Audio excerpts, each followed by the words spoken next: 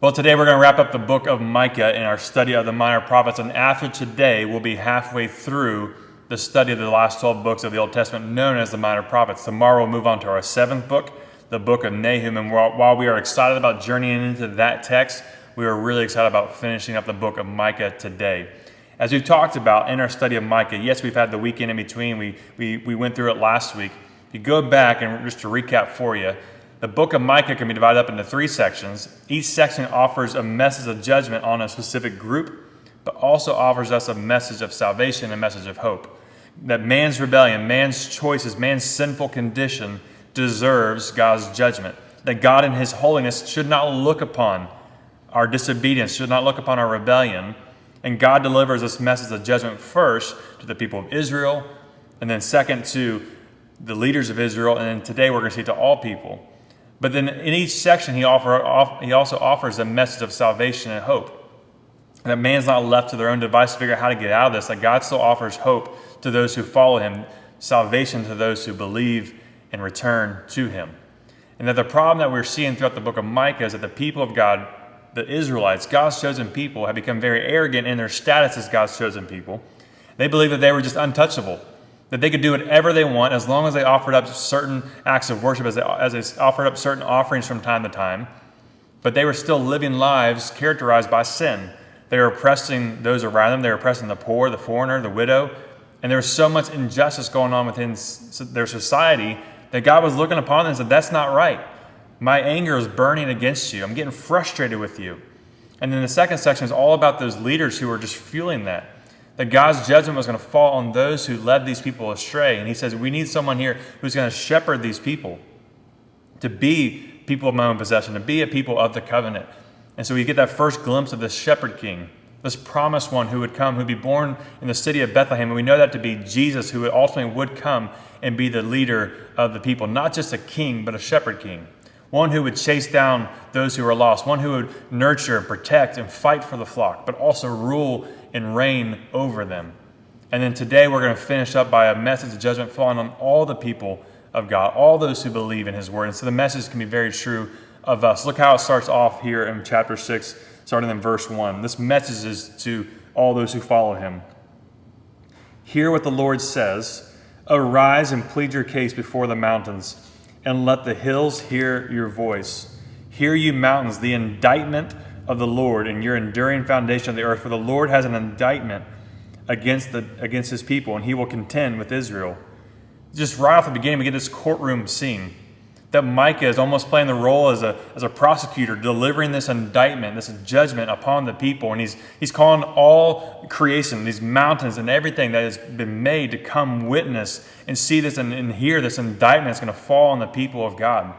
And look what it goes on to say, is just hear the frustration. Don't see anger, hear confusion and frustration in God's words.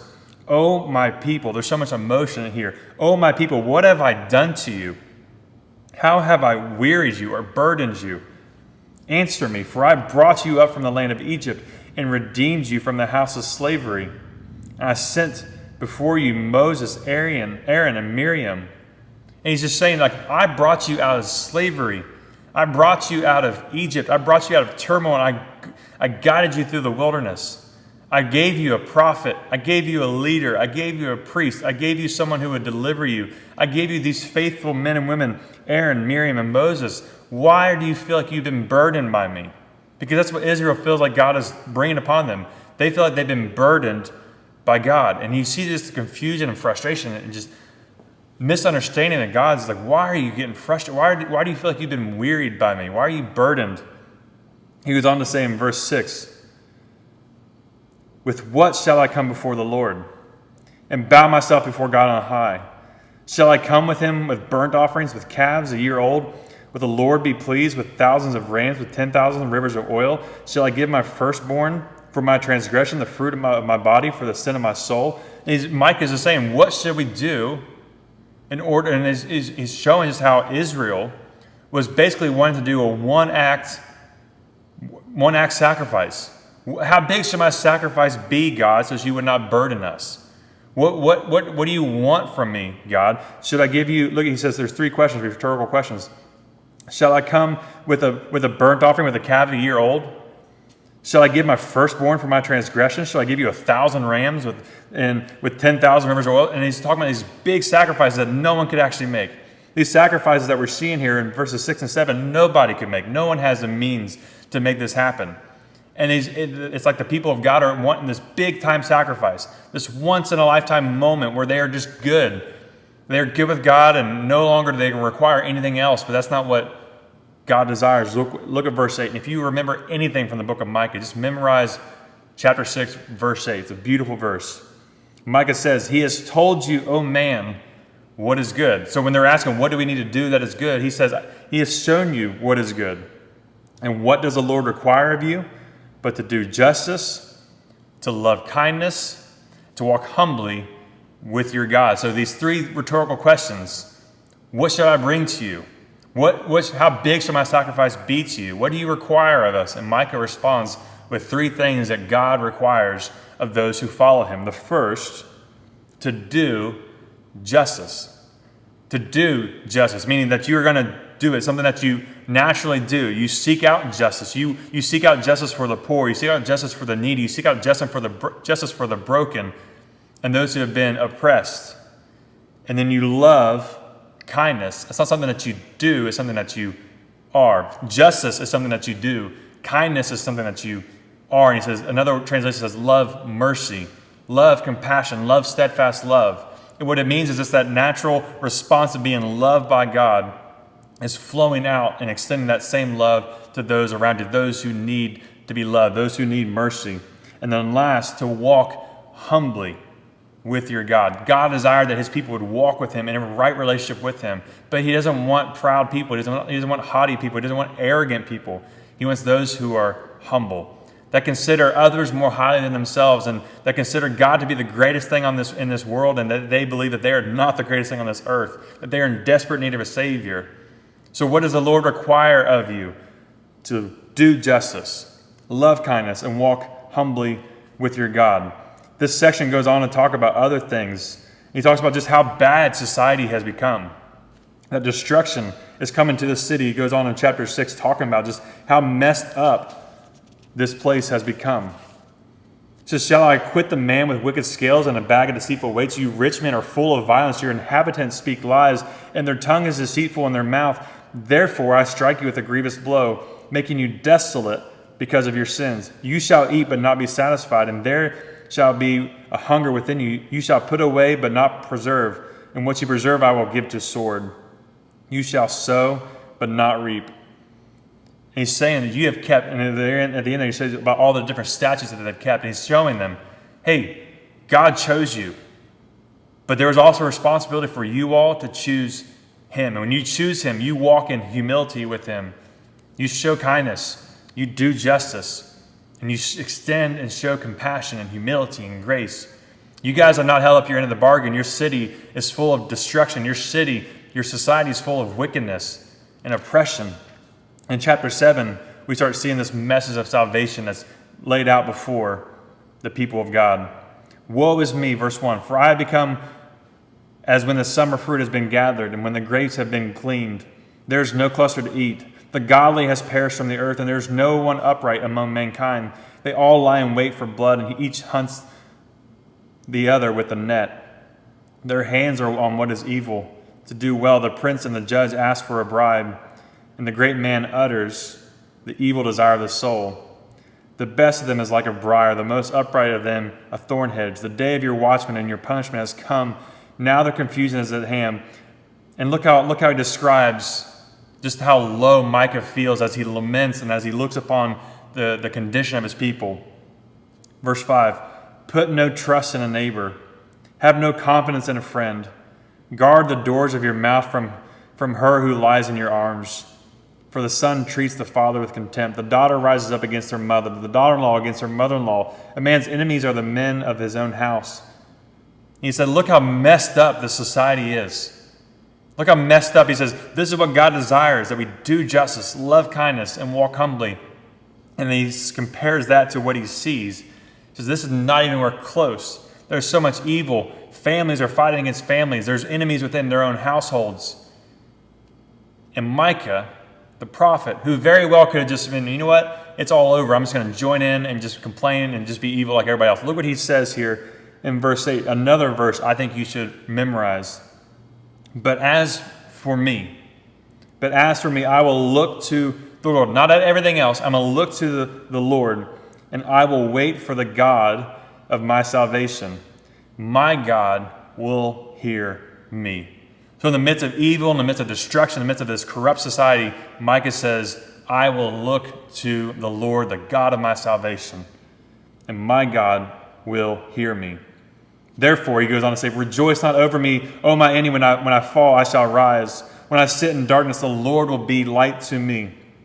I will bear the indignation of the Lord, because I have sinned against him, until he pleads my cause and he executes judgment for me. He shall bring me out to the light. I shall look upon his vindication. Then my enemy will see, and shame will cover her, who said to me, where is the Lord your God? My eyes will look upon her. Now she will be trampled down like mire on the streets. Just showing that he says, I'm going to be confident in the Lord. I'm going to be confident in his salvation. I'm going to be confident in his plans, and enemies may rise against me, but I'm going to continue to follow him. And there will be a day when I shall see my enemies, and they'll be trampled under the plans and the feet of God and his judgment. Saying, I know it is true, and I'm going to stand here. I'm going to stand firm. He believes in the salvation that God has offered. He goes on to say in verse 14, shepherd your people with your staff, the flock of your inheritance, who dwell alone in the forest, in the midst of a garden land. Let them graze in Bashan and Gilead in the days of old. As in the days when you came out of the land of Egypt, I will show them marvelous things. The nations shall see and be ashamed of all their might. They shall lay their hands on their mouths, and they shall hear, their ears shall be deaf. They shall lick the dust like a serpent, like the crawling things on the earth. They shall come trembling out of their strongholds. They shall turn in dread to the Lord our God, and they shall be in fear of you. It says God's judgment is coming, and we are going to stand firm. And so therefore, all of us, he's saying all of us, we should repent and shepherd the people of God. Shepherd them with purity. Shepherd them with confidence, knowing that God will deliver them. He believes in the promises of God, that they will deliver his people like he did back in the days of Egypt. And I love how Micah ends. And this is some beautiful scripture pointing ahead to the story of Jesus. It says, who is a God like you, pardoning iniquity? So the chapter 6 started off in a courtroom-like setting where he says, I'm bringing this indictment upon you. He said, but look how it ends in verse 18. Who is a God like you, pardoning iniquity, pardoning sins, removing sins, and passing over or atoning over transgression for the remnant of his inheritance. He does not retain his anger forever, because he delights in steadfast love. He will again have compassion on us. He will tread over our iniquities underfoot. You will cast all our sins into the depths of the sea. You will show faithfulness to Jacob and steadfast love to Abraham, as you have sworn to our fathers from the days of old. He says, one day, sin will be removed. Sin will be taken care of. You will pass over it like you did back in Egypt, and we will be delivered and will be brought back into a right relationship with you. And we have seen partial fulfillment of this. That ultimately, Micah was looking forward to a day when salvation would come, and he already said that that shepherd king would come from Bethlehem, and we know that shepherd king did come in the person of Jesus, who, when he went to the cross, took the shame and punishment that you and I deserve upon himself, the sin upon his shoulders, and took it to the grave, took it to the depths, to remove its sting, to remove its penalty, so that you and I who believe in him and call upon him as Lord would be saved. And I said we see partial fulfillment, meaning that we still today taste and we still see the consequences of our sin and the circumstances of sins of everybody else around us. We still live in a fallen world that is broken, but yet we know that Jesus will come again and all sin will be wiped away and is going to be crushed. All evil will be crushed under his feet, and all enemies will be made his footstool, as we see in Hebrews. All that to say, until that moment, how do you and I live? How do you and I as Christians live today? There's two things I want to show you based off what we talked about today. The first, you can offer up as many sacrifices as you want. Whether that's one big act of saying a sinner's prayer, or whether it's going to church every now and then and singing along, that's not exactly what God is seeking. God is seeking a lifetime commitment from you. That's why he says in verse 8, he has shown us what is good. And what does the Lord require? Not just 1,000 rams or 10,000 bulls. He says, I'll require you my follower, those who want to be with me, I want to be with you. I want you to do justice, to love kindness, and to walk humbly with me. So the first question I have for you as you consider that, as you look around you, are you doing justice? Are you seeking justice for the poor and the needy and the broken and the oppressed? Or are you seeking to justify yourself? Second, are you one who loves kindness? When people think about you, when people think about Scott, do they know and automatically think about the mercy and love that you have for those around you? Or do they only see someone who is self-loving, who's so self-centered, they only love themselves? And then last, are you one that walks humbly with your God? Or do they see you just like they see the rest of the Israelites in this book? You become arrogant, you think that God's mercy is only for you. And then the last thing I want to say just about this passage, let's go back into, verse 7. In the midst of a crazy world, in the midst of a fallen world, in a world that's following different gods, it's bowing down to different idols, bowing down to politicians, bowing down to a bunch of different variety of things. Where do you follow? Who do you follow? Where do you stand today? Look at verse 7 again in chapter 7. But as for me, I will look to the Lord. I will wait for the God of my salvation. My God will hear me. My challenge to you is in the midst of everything else that you see, may your eyes be fixed on Jesus, as Hebrews says, the author and perfecter of our faith, who has already delivered you salvation. If you have believed in him, you now have salvation. You are eternally secure. But also know and trust that there are going to be days ahead that become darker, more challenging, more tempting, and you have to believe that you still have to stand for him, knowing that the battle's been won and you have been kept undefiled, unfading in his hands, who's caused you to be born again, is what 1 Peter says. And there's going to come a day when all sin will be wiped away. Death will be no more. It'll just be a memory, and you are worshiping the Lord God forever because of what he's done for you in the Shepherd King of Jesus. Go ahead and read the book of Nahum before we start it off tomorrow.